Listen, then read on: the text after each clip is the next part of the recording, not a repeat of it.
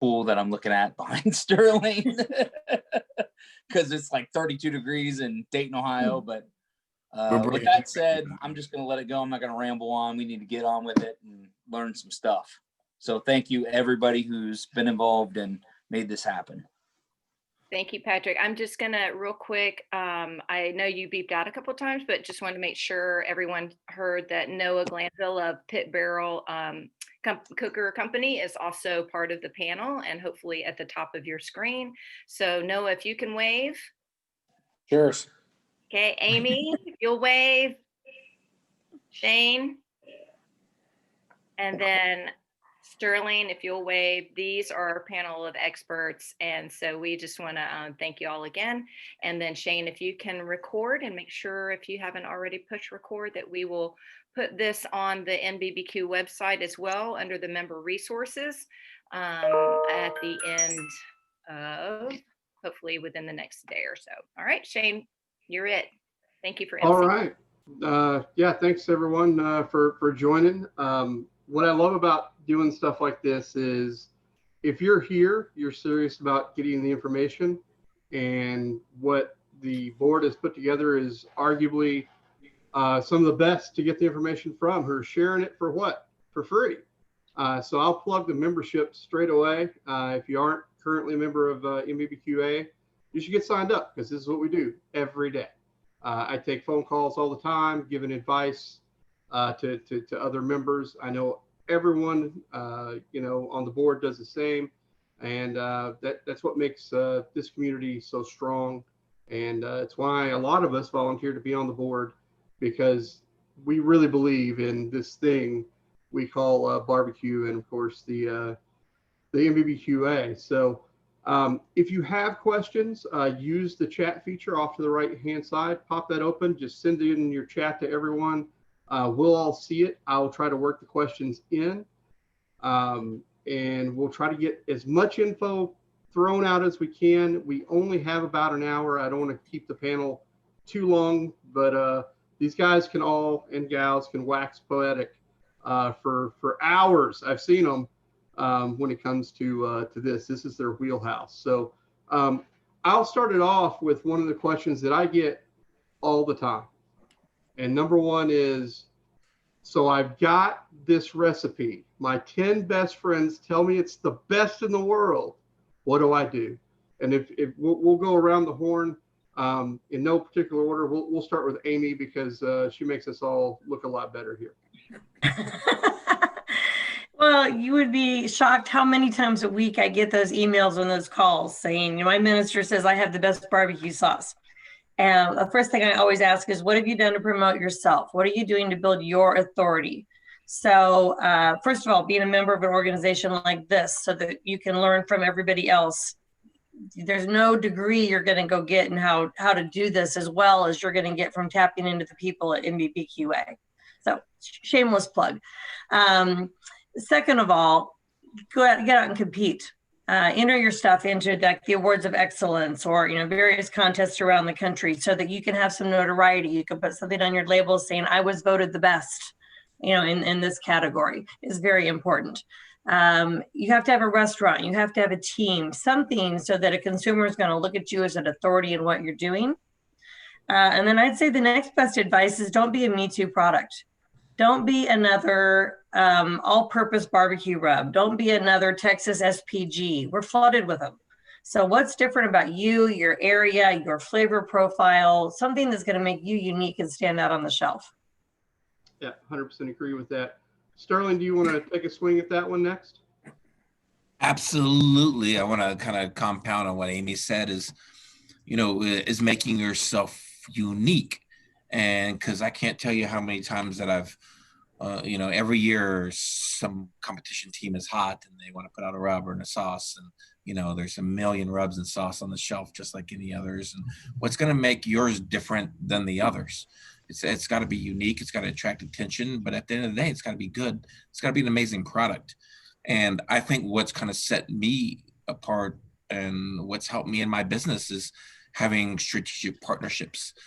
Things with Old World Spices, where they not only manufacture my product, they distribute for me. Yeah, And we'll answer your turn. so they're going out and selling my product to retailers across the world, while I get to go and brand myself. Another strategic partnership that I have is with Green Mountain Grills.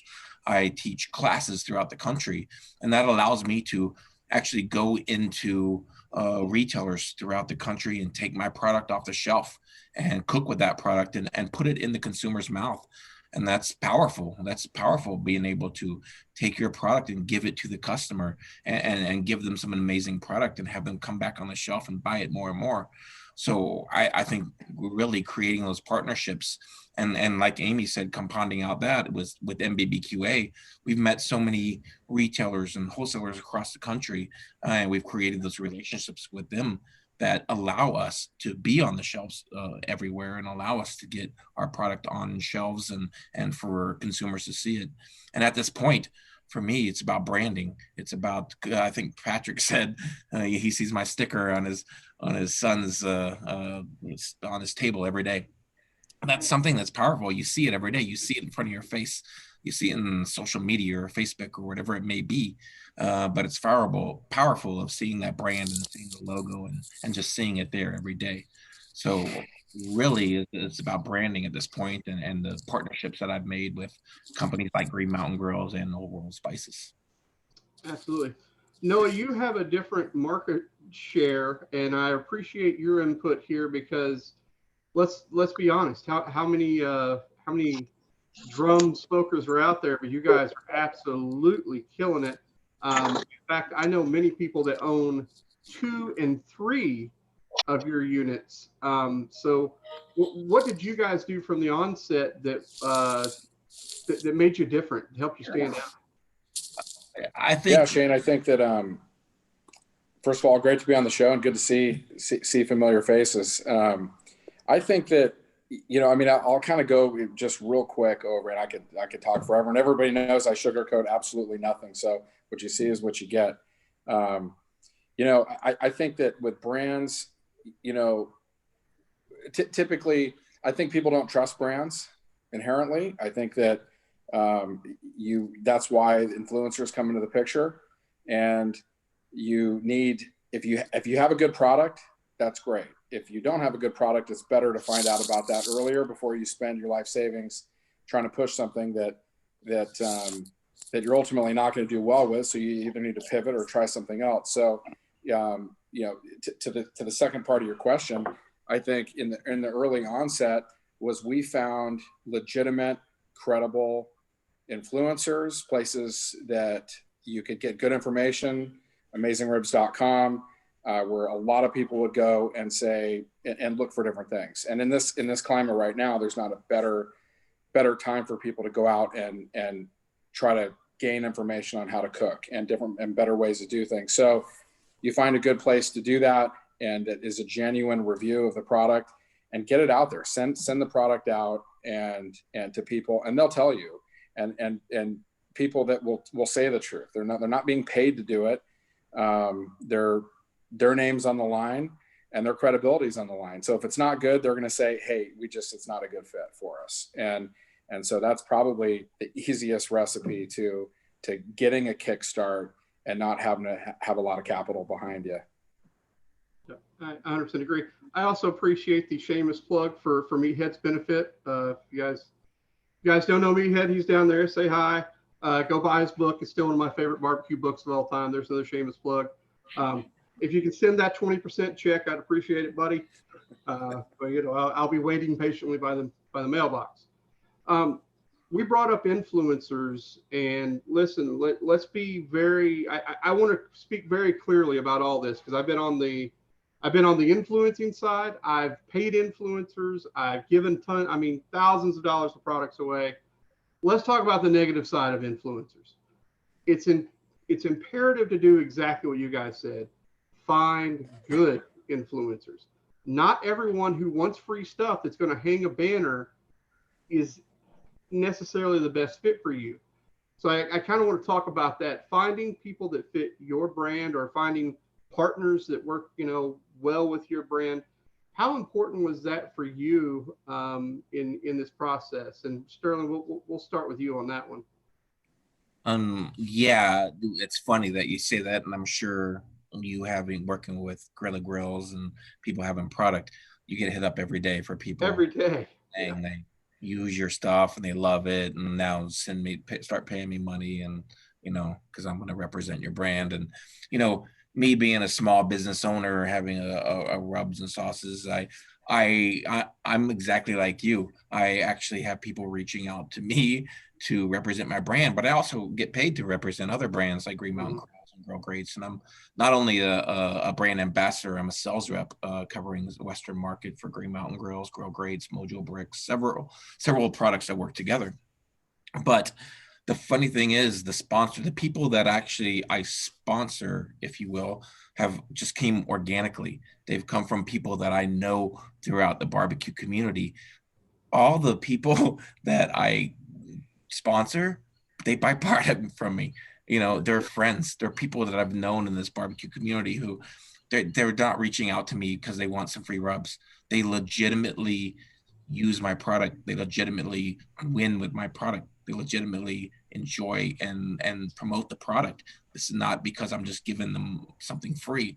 And all these sponsorships or promotions and teams that I work with have just come from people that I've known throughout the circuit, and people that I see what they're doing in the community, and I see how they're promoting barbecue. And so those are people that I want to work with. It's not really somebody just reaching out to me and saying, hey, can I give me some free rubs and I'll promote your product. And, like Noah said, it's a strategic thing. You have to research and know what you're getting into and know who you're working with, who's going to represent your product. And so, like I said, it's come really organically of the people. And I don't sponsor a lot. Like I said, I'm a small business. I'm a veteran owned. It's from ground up. This is a business that I built. So it's not that I have money to sponsor everybody across the country.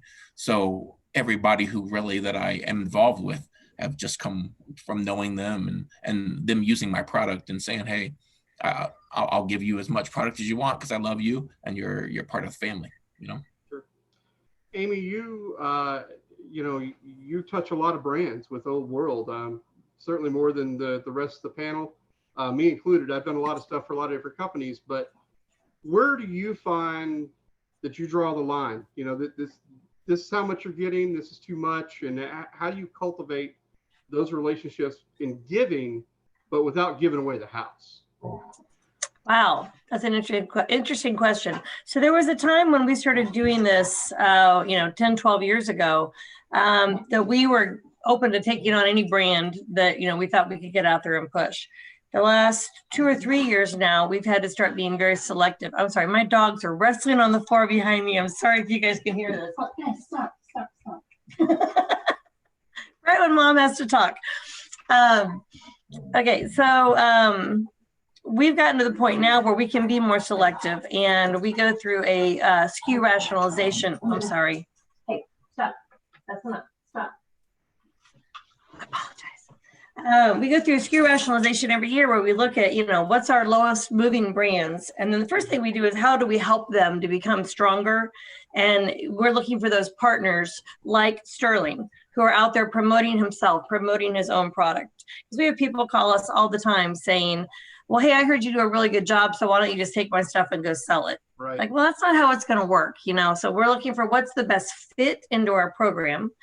Who's out there working their tail end off, because I can do the business end, I can do the stuff behind the scenes. You've got to be in front. Right. You've got to be making a name and getting your personality out there. And you talk about the influencers. My pitmasters are their own best influencers.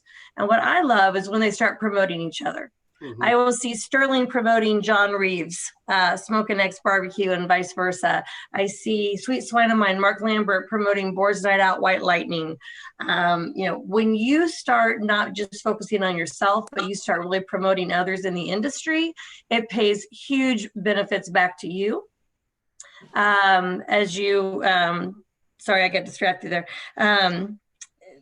As you promote the industry in general. We also set me up as an influencer. So that's why I go out and do a lot of stuff under Barbecue Spot. I don't talk as Amy from Old World Spices. I talk as Amy from Barbecue Spot, and I'm just this crazy chick that loves to hang out at barbecue contests, and I'm popping up all over the country and doing on-the-spot interviews with all these pit masters, maybe explaining to the general public the difference between a Memphis contest and a Texas contest, and what the different networks are. It's amazing the organic shares and touches that we get just from doing those little on-the-spot interviews with people. So I'm using the pitmasters as their own influencers. I'm using myself as an influencer, and you're just getting people to talk about their passion and love of barbecue all the time. That's what I need to come into my program, is that passion, that commitment.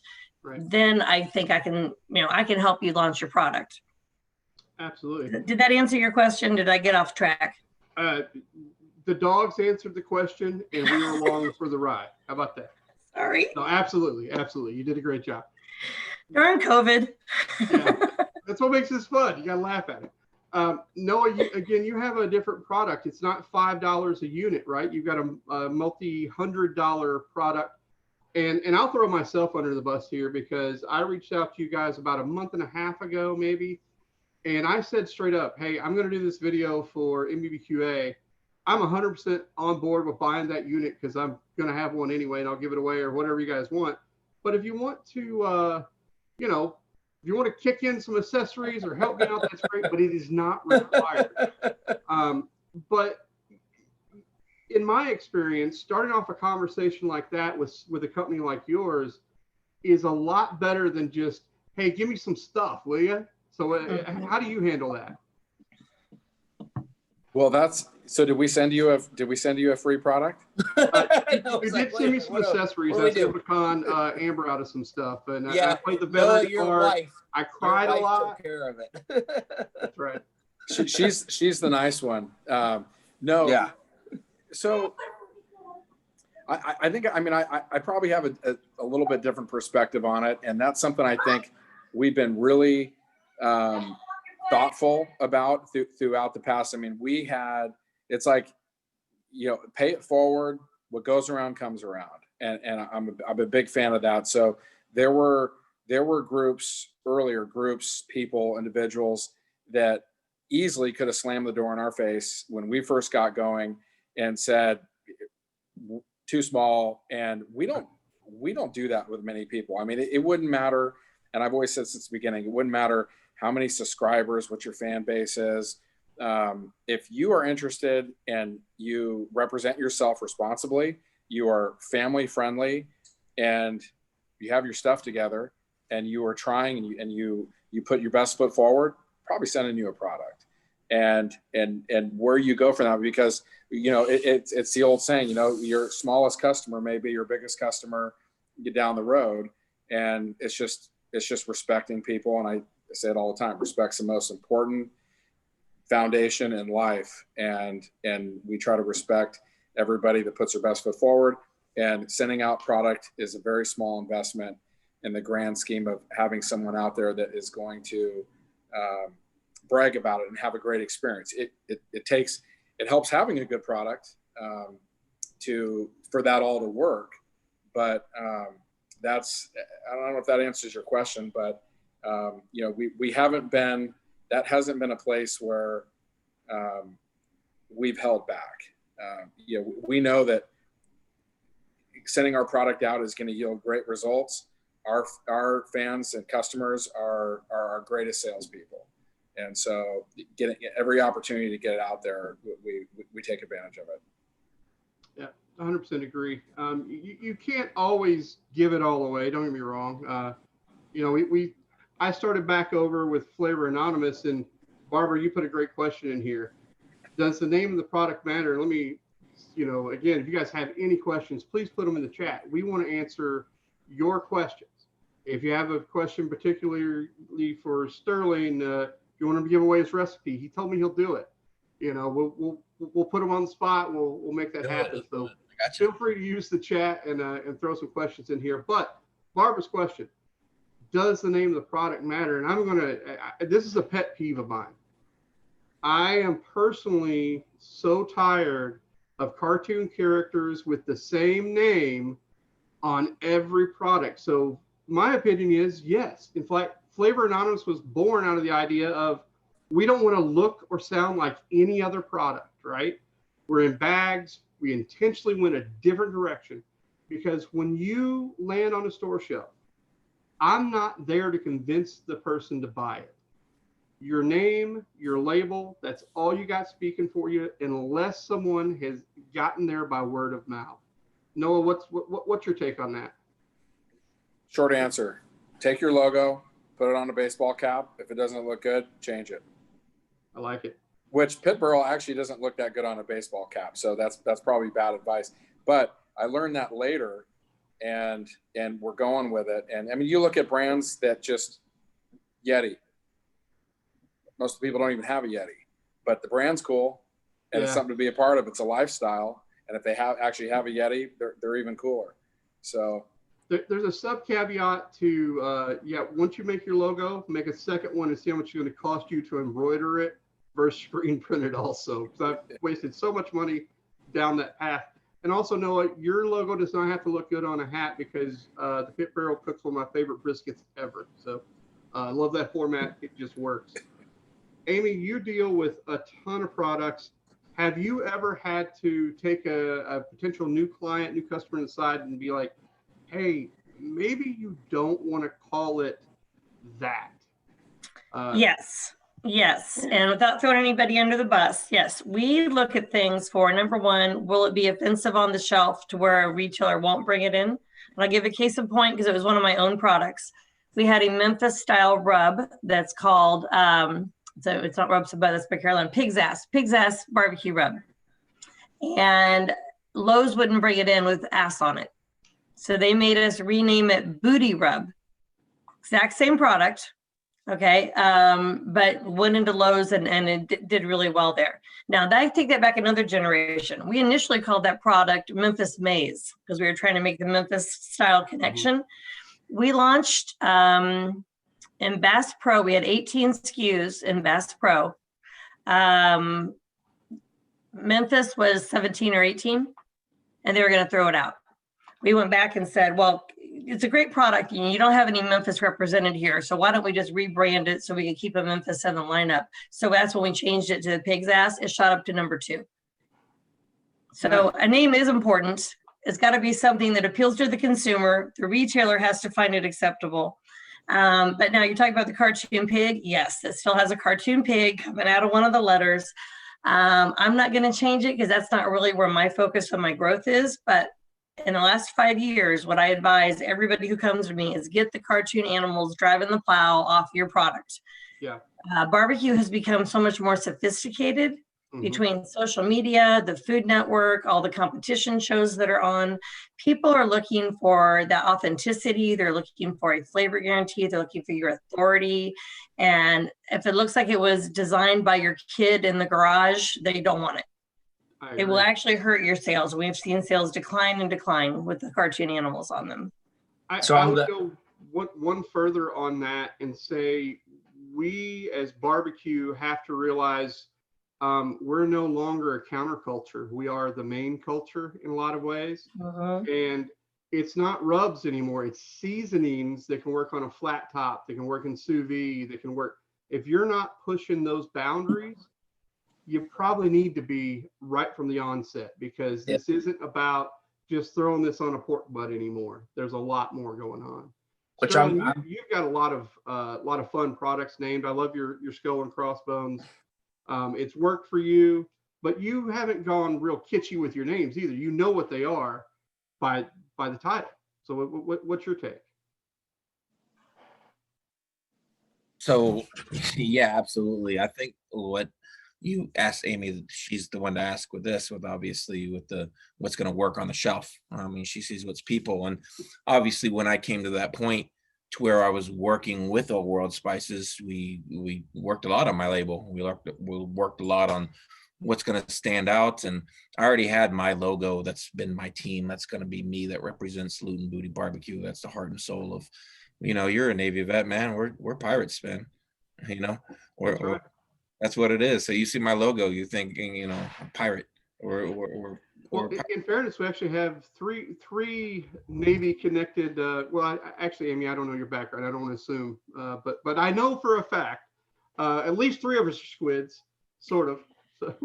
absolutely. I So think I dated a Navy guy once. Does that count? Totally count. Hell yeah, it counts. And as a collective, we apologize to you for that. no, so anchors away, absolutely. But I think Amy's correct. A lot of that has to do with, you know, how it looks on a shelf. At the end of the day, it's got to be an amazing product, but you don't want it too busy. You don't want it too offensive. You don't want, and like Amy said, some ass was offensive, but everybody loves a little booty. So Luton Booty just made that point right there, where it brings you into the logo as well. It brings you into that pirate thing. It brings you into kind of the names that I've created for my rubs. The first one you talked about names, everything rub. That's my number one seller. You know why? Because it has the word everything on it. Right. And It's inclusive. that I'm going to work on everything from popcorn to, I don't care what you're cooking. It's going to go on everything. I have a couple other rubs, a Gold Star chicken rub, what's your beef rub, and then a Jolly Roger jalapeno garlic black rub that just came out. And I can tell you, my biggest sellers are the ones that aren't pigeonholed into that chicken or beef or whatever it may be.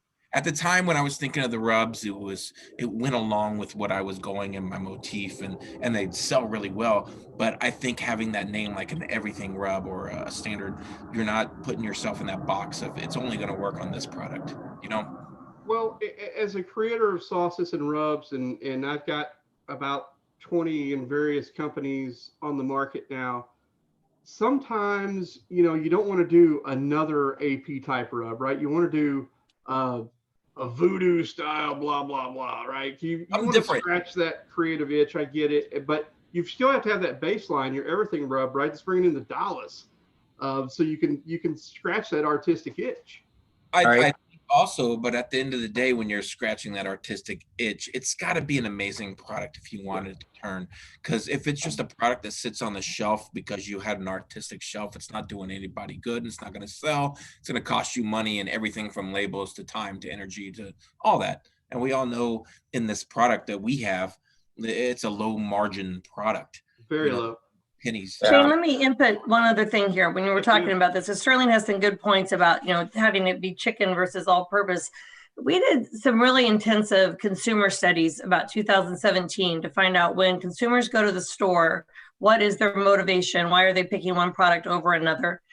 We found out that 70% of the time a consumer goes to the store it's on their list. They know they got to buy barbecue rub. They know they got to buy sauce. 70% of the time, they don't decide what they're buying until they're standing in front of the shelf. Now, there's some brand loyalty. They might look at it and say, oh, I've had the Luton Booty, chicken before, so I bet their beef is really good too. And so they might cross over, but barbecue is such an art. And there's room for creativity that people want to always have the next wow, the next new thing. So here's what they know when they walk up. They probably know what protein they're going to cook. They know they're going to make ribs. They know they just picked up a brisket. They know they're going to throw steaks on the grill, okay? Number two, they want to know a flavor. What's this going to taste like when I go home and put this on my food? And then number three, it's the authority. Did somebody make this that I really trust to know what the heck they're doing? That this is, a brand that I'm going to serve my family. So those three things have to shine out on your label. So it can be an all-purpose, or it can be a brisket, it can be a rib, but what's it going to taste like, and why do I trust you? Yeah, I'm with you. On all of my labels, in the finest print possible, I put Meathead approved. My cousin that I call Meathead. It's not the same guy. It works. So here's something I'm gonna throw. Everybody has an award-winning rub, right? Yeah. That's right. It doesn't matter what award they I'm won. gonna throw, because I'm happy to see. I don't know if everybody can see it, but in my bottom left-hand corner, there's a quote unquote legend of barbecue, or at least for NBBQA, Hayward Harris, and he's sitting here. Listen, there he goes. Everybody sees him. So he's been in the business, I know, for a long time. I've seen him at all the NBBQA conventions since I started, when we were stupid enough to put a gun to our head and start a restaurant. And that was 10 years ago. No, 11 years ago, when we were in Memphis. And then we didn't get laughed out of the building, so y'all made us open a restaurant. But so I guess my point is, first, Hayward, I'm going to throw you under the bus because next month or in January, we'd love to have you for a Legends of Barbecue with some of the other people. And I got to put that email together. But two, I guess you've been in the business for a while. You've had sauces, you've had rubs, you've had a business.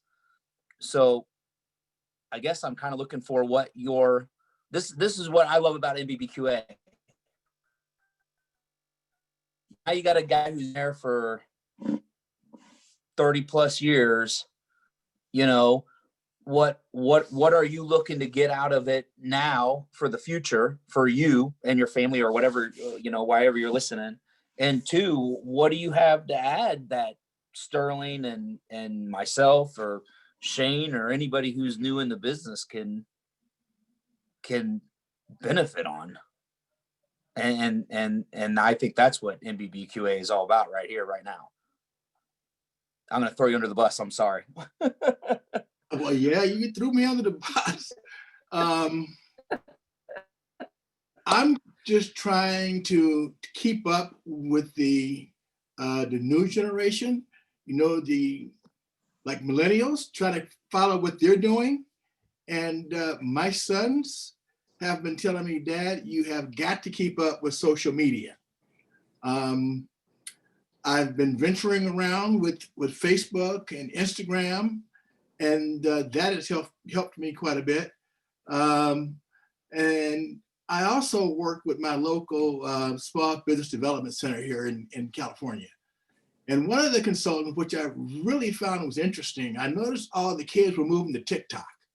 And I said, well, maybe I give TikTok a try.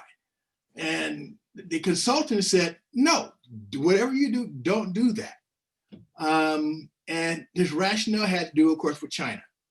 I was working with someone yesterday because I'm figuring out I've got to start doing more on social media. And he told me TikTok is one of the best things you want to do because barbecue crosses all generations. It's not just old school. It's not just new school. It's not just millennials or Generation X. It crosses over all of them. And so you got to keep up with the various generations and where they're going with social media, because that's where the market is. So just trying to keep up with them for me, has been a challenge. You have to remain an authority. That's the one word I've picked up out of this panel. I never looked at myself as an authority before. I just viewed myself as someone who goes out and compete. I love entering the awards of excellence every year to kind of see where I stand. But an authority, never thought about that. But when I look back over the years of experience that I have in doing this, I do have quite a bit of knowledge that I can put out there. So I have to agree with what some of the panelists said. If you are an authority, market that, make use of that. Let your consumer know that you do know what you're doing, that you have earned your stripes. And I do believe they will respond to that. I have found that to happen quite often when I'm out doing in-store demos, and folks may recognize me from when I was doing TV commercials or on the Barbecue All-Stars or something like that. And just that alone, that face-to-face, being able to touch, being able to see, all of a sudden, the product is sold without me saying a word. So I think that authority thing, there's something to that. Well, thanks for that, Hayward. That was awesome. And I can't agree more. And I wasn't expecting that. So. Hey, I didn't throw you under the bus. Oh, you want Patrick. All right. So we got another great question here from Jason Bauer. And it's, what are some strategies to reduce cost of production outside building a production line? And I deal with this one a lot. We bring in a lot of, our tagline is, if you got a barbecue rub or sauce and you want to make it a reality, or if that's your dream, we'll help you.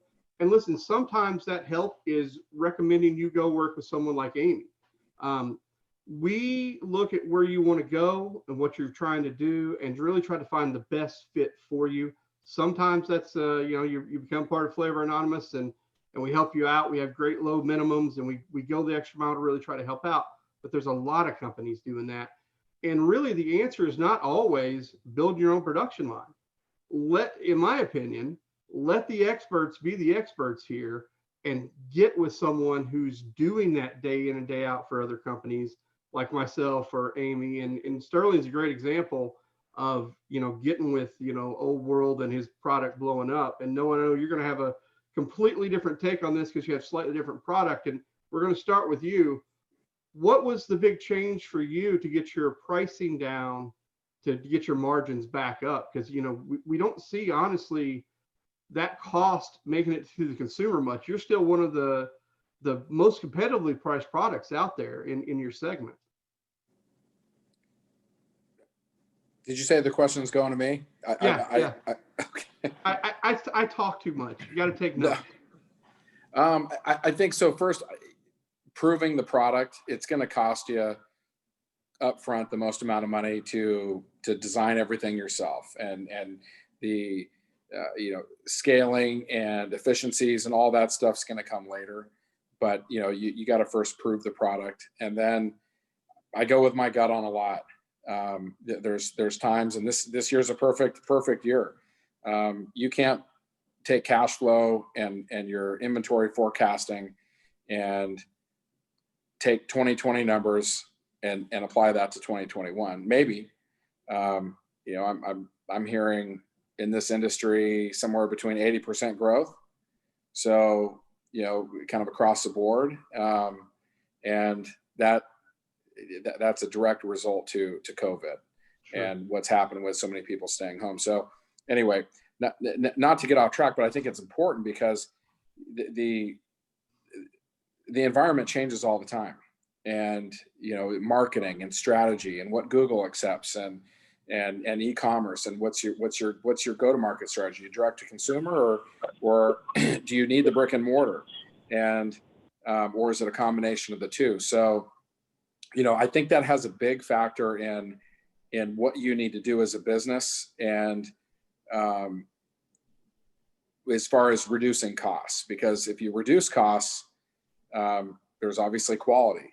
That has to follow. So you got to find that sweet spot with your product, and so we've been able to, I think, find that sweet spot. We believe in providing the best quality we possibly can for the value and delivered to the door. So it's kind of a tough one, and that's the very long answer. As far as how you're reducing costs. Mm-hmm. Fighting every day. I'm a fighter. It's in my blood. If I feel like I've been taken advantage of, I'd rather fight any day, every day than take it. And so you're doing that with shipping and cost of goods, everything under cost of goods. You've got to constantly be fighting. And if you don't like fighting, and that's what it is, you're immersed in conflict nonstop. And that's making sure that your costs are down. And if you don't like doing that, then you better not get into something that is in mass volume, because you're gonna get tired fast. So I don't know if that answers it. Yeah, absolutely. Amy, you probably have the most to say on this subject, so I want to make sure we get everything you want to give us here. We're going to have one more question after this one because it's kind of a long one as well. But what's your advice to someone starting out and trying to get their costs down? Where do you start? Well, your packaging is important. Everybody's first thought is, I want to look different. I want to have something on the shelf that doesn't look like everybody else next to me. Well, you're going to pay a premium for that. Sure. Because the cheapest things out there are the bottles everybody's using. We find this a lot in barbecue sauce. I don't make sauce. I work with the co-packers. So if I have somebody come to me and say, I have to be in this particular bottle, okay, well, then don't go to this guy or this guy. I'm going to tell you who to go to because he'll carry that bottle, but you're probably going to pay 25 cents more, in your cost to get that because it's a specialty bottle. Right now with COVID, as we were just talking about, how much everything has exploded and, the growth that we've seen this year, PET is tight supply. The glass bottles are a tight supply. So you just have to be really careful about trying to be so unique. There's a balance between wanting to stand out and costing yourself out of the market. Right. Okay. So I would just caution people to that, number one. Number two is finding those partners. So if you don't have the volume to come to somebody like me to work on your rubs, maybe you can find some other people starting out. And maybe you go together and say, hey, let's go together and buy a pallet of bottles so we get our costs down a little bit. And this is where NBBQA is so beautiful. This is where you go find those other people looking to do the same thing you are. And they're not your competitors. They can be your partners. Right. If you pool your resources together. Even here in Kansas City, we have a buying consortium for raw materials. We have a group that gets together to buy sugar, to buy salt, to buy flour, because our combined buying power makes us all so much stronger. Use that. That's my advice. Yeah, I 1,000% agree with everything. And Amy, to your point, Flavor Anonymous started from that exact idea of, let's band together with 2 or 3, and now we're a we, and we'll see what we can make go of it. So Sterling, do you have any thoughts on this? You ship a lot of rub, man. Shipping's my biggest frustration most days. Yeah, absolutely. And really the way my business model is set up, I do have an online store where I buy my product from a world and then ship retail to customers. But the biggest part of my business is kind of the business where I'm not necessarily looking at reducing costs. I'm looking at increasing margin, So how it's set up with Old World Spices is they manufacture, they sell, distribute for me. So I need to keep labels in stock. I need to keep X amount of stuff in stock with them. The more labels I buy at a certain price, the more, as it's a pennies business. Rubs and sauces, we're not making hundreds of dollars for every item we sell. It's $1 here, $1 there.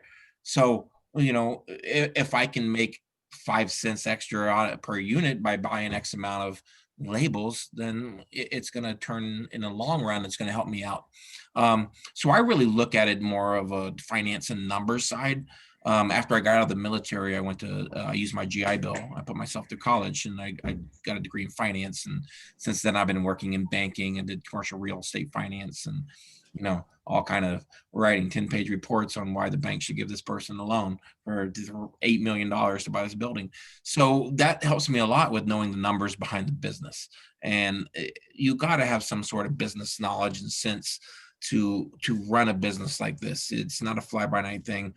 A lot of people may put their business on a spreadsheet or on numbers or and look at it, and it's not a viable business. It's a hobby. It's something you want to do with your friends and families.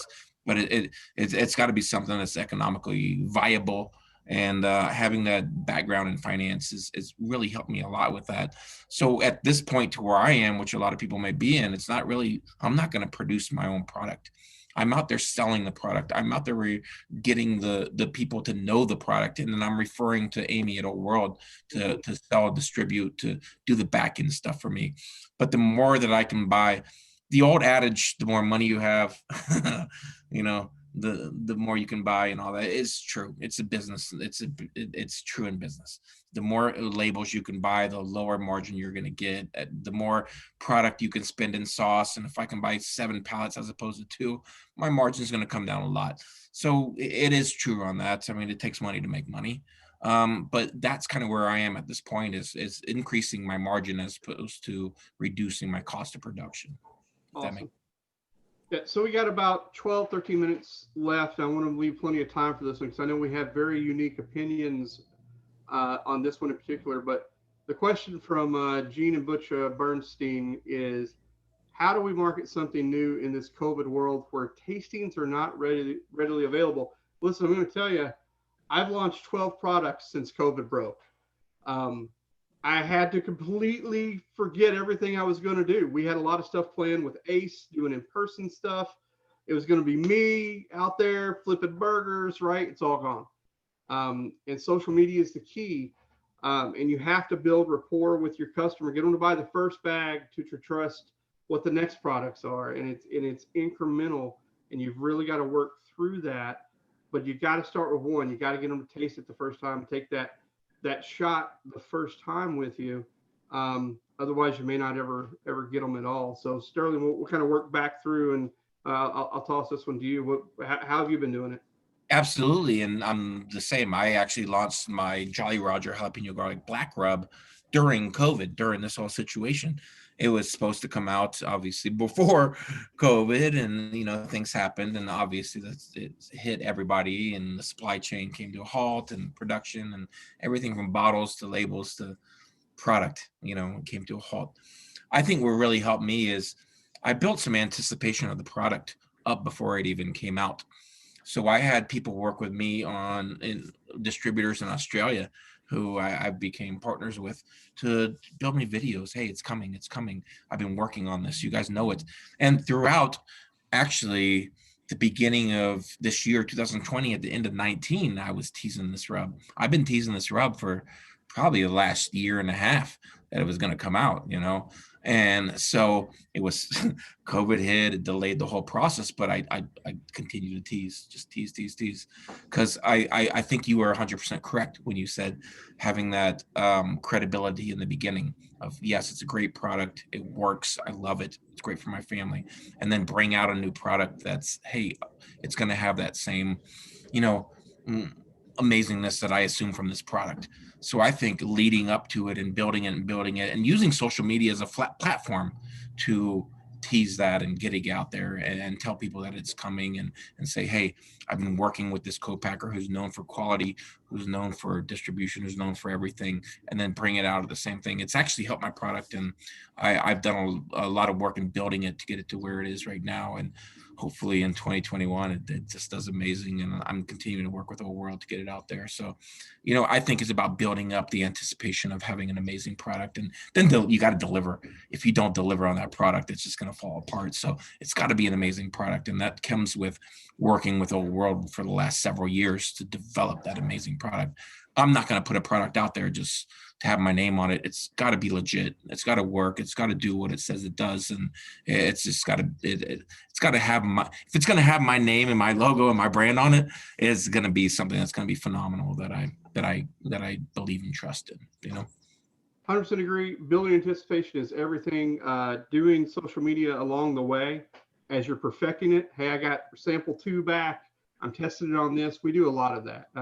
Amy, what's your take? So I'm just going to throw out as an example, Ace Hardware. I've got almost 100 SKUs in the Ace Hardware stores. We're not in there sampling and tasting anything. We do get our pit masters who will go in and do their own thing, but I as a company do not do this. What I do is videos, cooking, the interviews, getting our pit masters, and we're on them all the time saying, I need more recipes. Give me another recipe for this. Then we can push it out on social media and really promote it. It's that influencer thing we talked about before. When people, if you can't be in front of them to let them put it in their mouth, at least let them see someone cooking with it, tasting it, the expression on your face when you bite into that. You can sell it that way. We've not seen anything hurt during COVID whatsoever. I mean, we have been struggling to just keep up with the demand during COVID. So Food Network was not built on what you could taste. It was built on the anticipation of what you could do. Bam, works. What a great quote. I come up with 1 or 2 here every now and then. Noah, you've got a little different product. How do you do it? You're launching new products. The Pit Barrel Junior, that was a big success. You got some other stuff maybe coming if you want to, give us a little sneak peek. But how are you doing it? So we have the PBX model coming out, and I think short answer to it is, going back to what your business model is. Are you dependent on brick and mortar, combination? I think we felt that our brand as it stands and our products have a tremendous amount of runway left. So we elected to some of the newer products coming out, waiting till the beginning of first quarter of 2021, but Amy hit the nail on the head in my book, and that's just recipe development, new content. You can innovate in your own brand by providing to the customer. And I think our feeling was during these times, we've got a super loyal following. And if they're part of the family, they have it. And what they need most is recipe development. They have the tools. They just need further development on recipes, different ideas. And so that's where we've really focused. And I think we've done a great job. Our marketing department's done a phenomenal job in that section. And we do have some cool things coming out. A PBX, a larger model.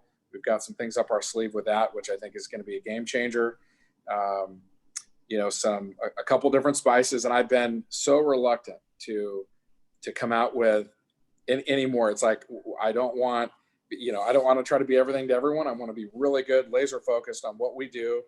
And, so we will have 2 new rubs coming out, but I mean, it'll be 11 years since we launched a second one. And, and I think that speaks to building consumer confidence, that if we finally found something that we believe is really worthy of coming in with a 3rd and 4th line of seasoning, it is good. And they are, they're outstanding. So we're excited. Excellent. I'd like you on record officially with the board and everyone here that Noah needs to send 1 Shane Draper a Pit Barrel X. That's it. I got nothing else. I'm excited for that. I think you guys are a great price point, and it's going to be I'm really, the stuff I've heard, I'm excited for that one for you guys.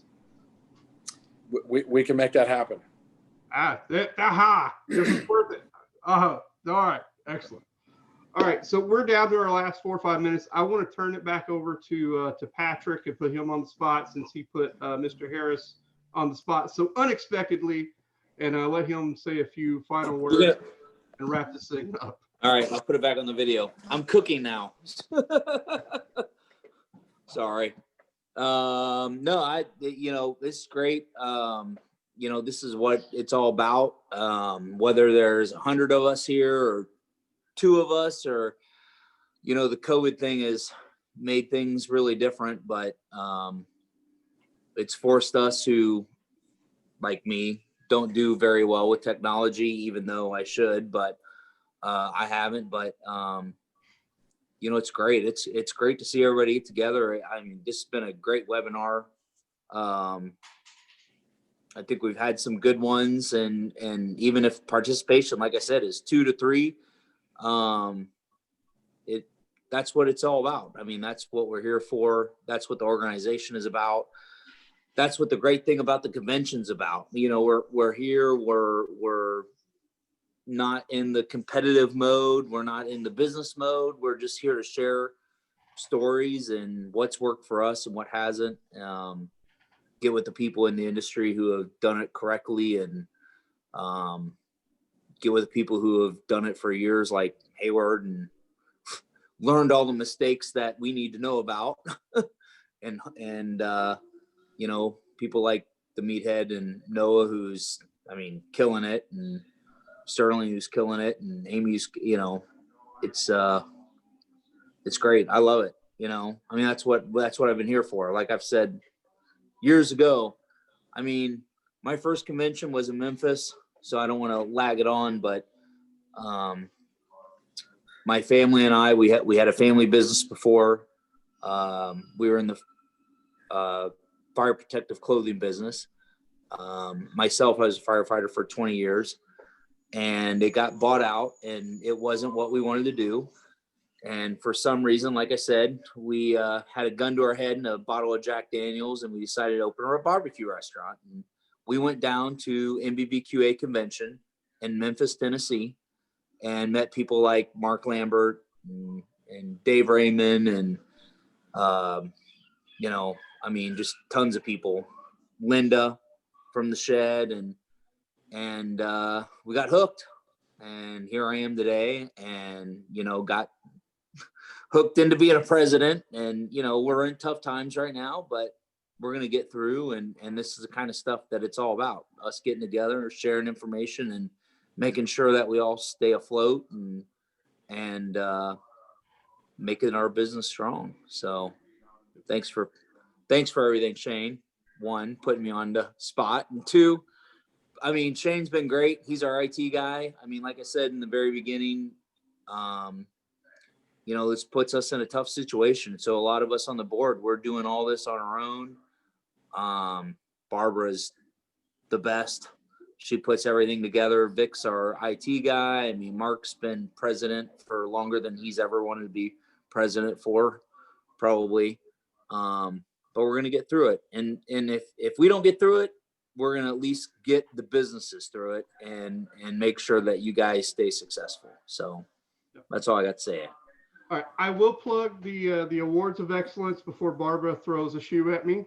That's why Shane's great, because he reminded me. He remembered to do that. Enter early, enter often, because we're all trying to beat Sterling and Amy's line of products. So with that said, I do want to seriously heartfelt thank you to Noah. I really appreciate you. I've been a fan of Pit Barrel since you guys launched, 10, 11 years ago.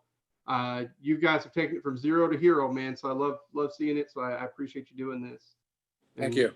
Amy, you as well. I'm a fanboy first. I love everything you do at Barbecue Spot. You're fantastic. Thank you. And, not just fun on the social media with Barbecue Spot, a highly knowledgeable influence in this barbecue world. So we appreciate you.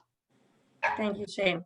Appreciate everything NBBQA does. I mean, I want to see it stay strong, because as a group together, we keep this industry flourishing. I agree. I would say nice things about Sterling, except I try to beat him every year and at the Awards of Excellence. So not this year. We're doing a little revamping, so it's all yours. You can win all the awards, buddy. But hey, you have a great line of products. I'm proud to call you a fellow veteran along with Noah, and we appreciate your everything. Thank you very much. I had an amazing time. Thank you both for your service as well. And when you work with people like Old World Spices who have an amazing quality, amazing production, it just makes me have a better product as well. And working with NBBQA, being a part of it for the last 4 years, 5 years, it's just been nothing but positive and connections and getting me to that next level. So thank you, NBBQA, for everything that you guys have done. All right, Barbara, any parting words? No, I think that's it. For those that are members and you want to refer back to this will stay in our member resources on our website. So thank you so much for everything y'all do. If everyone can just, give a big round of applause. And if you want to contact us, just go to the NBBQA website if we didn't get your question answered, and feel free to send us an email under contact us, and we will send it to the panel and see if they can't help us right after that. So thank you, everyone. We really appreciate your time and joining us tonight. Hey, if you are a member, use that member directory. You can send emails back and forth through there, and if you want Sterling's advice on how to make a great rub, I'm sure he'd give it to you. Absolutely. Yeah, you can find people, and don't hesitate to reach out. I 100% agree. So we're at 7:02. Again, panel, thank you. Board, thank you. And let's do it again next time. Thank you, guys. Thank you all. Bye, guys. It was fun. Thank you.